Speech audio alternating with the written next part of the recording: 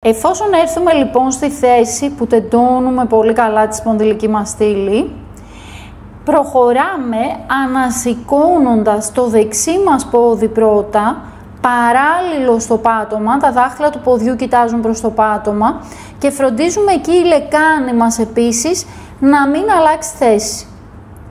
Κοιτάζουν τα κόκαλα της λεκάνης προς τον τοίχο, σπρώχνουμε τον τοίχο και μακραίνουμε μέσα από το πέλμα. Μένουμε σε αυτή τη θέση για 3 μεγάλες και βαθιές αναπνοές. Εάν σας ενοχλεί το πόδι στήριξης μπορείτε λίγο να το λυγίσετε.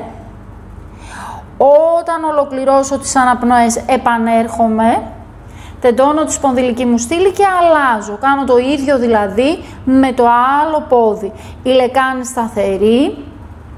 Η θέση αυτή με βοηθάει να δυναμώσω τη μέση μου και είναι και ένας τρόπος να εξασκηθώ στον πολεμιστή 3, στη Βίραμπαντράσανα 3, με τη βοήθεια του τοίχου.